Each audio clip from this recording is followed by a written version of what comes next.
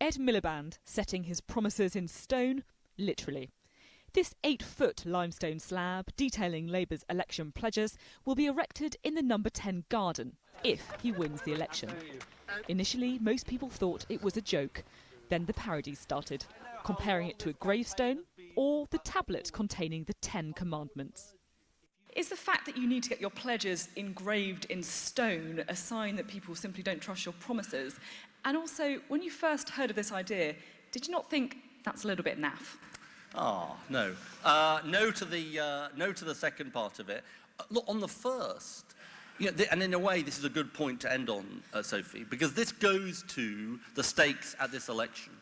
Look, some of the other politicians in this election clearly don't live in the same world as the British people, because we live in a world where people don't trust the promises of politicians because they have been broken.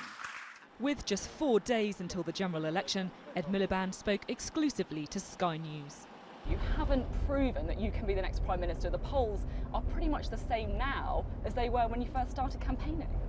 Well, I don't quite see it that way. Look, I think that this campaign has been an opportunity, certainly for me, to set out what I believe, how we change this country to work for working people. It's a big choice for people. So why hasn't that been a reflection of the polls? I think lots of people are making up their minds. Look, this is an election which is going to be an incredibly tight election. It is going to come down to the wire. If you lose, will it be your fault? Well, look, I'm proud of the campaign that we've run, and I'm proud of the leadership that I offer. And the country's got a choice.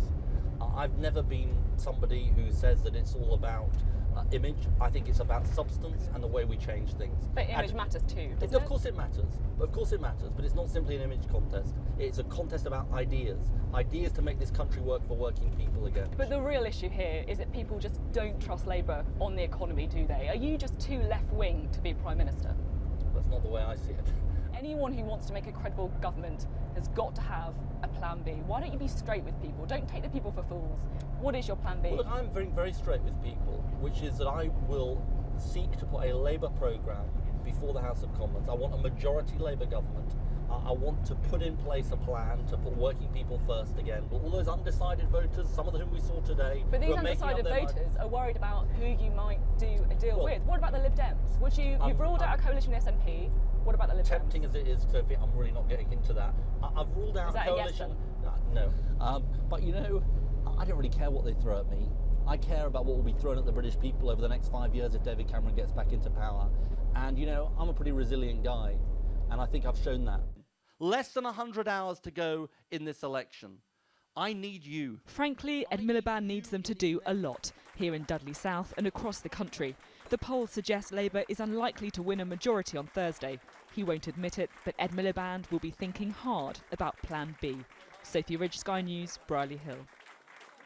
My mama said whenever you go to somebody's house, you have to give them something. Oh, Don't come empty-handed. Right. So I have green lipsticks, one for your first wife.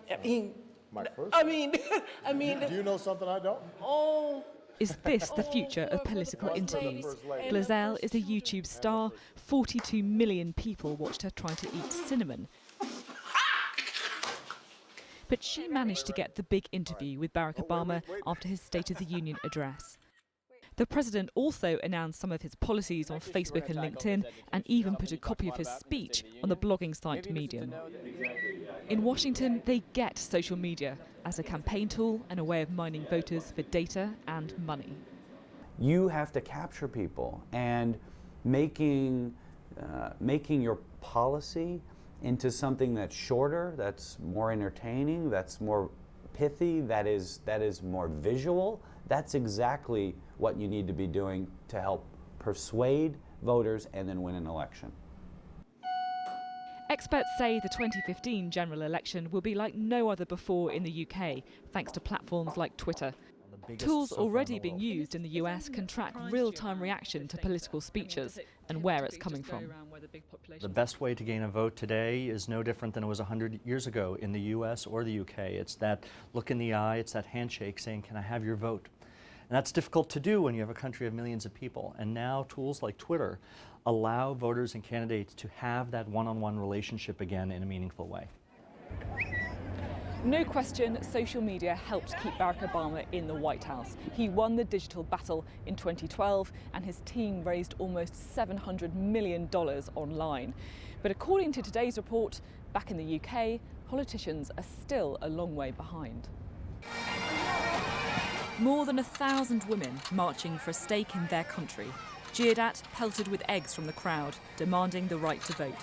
The Great Procession passed down Edinburgh's Princes Street in 1909. Fast forward to 2014, and it's female voters who will decide the future of their country. With polls on a knife edge, women are more likely to be undecided and more likely to vote no. I'm ambivalent. I keep going from one side to the other. In many ways, if it was pure aspiration, I would certainly be immediately in the yes camp. Fiona has a very personal reason for making her voice heard. Her great-great-grandmother was a leading campaigner for the right to vote. Mary Cordelius also founded the women's higher education movement in Scotland. She was one of the signatories to the first petition to Parliament for votes for women.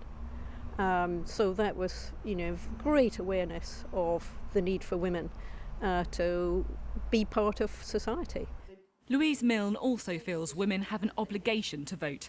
Her great-grandmother, Jane Kelly, was a suffragette who juggled night meetings with caring for her 11 children. She was a unionist. She would have been no, definitely no. I am truly undecided. As a historian, perhaps it's easier for me to see the losses rather than the gains. The Great Procession ended here at the top of Carlton Hill, but today the Yes campaign is staring down on its own gender gap. Women are consistently more likely to vote no. If Alex Salmond fails to get the result he wants in the referendum, it will be because of the votes that were fought for here back in 1909. At the beginning of September, 42% of women said they would vote yes, compared to 52% of men. That rose to 47% of women and 55% of men last Sunday, but fell back to 42% of women and 54% of men on Friday. Spartans FC are not ones to conform to gender stereotypes. The Scottish Premier League side trains at least 3 times a week, but they haven't taken their eye off the ball when it comes to the referendum. I think it's important for everyone to have their voices heard, women, men, older people, younger people, and I think that's one of the great things about the referendum. I'm going to vote yes because I believe that Scotland could be a good country on its own. I know that some of the girls are voting yes, which I need to have a few words with them, but no, definitely, I'll definitely be voting no. Time is running out for both teams to tackle undecided voters. The No campaign's lead among women is widening, but the final score is still unclear. Sophie Ridge, Sky News in Edinburgh.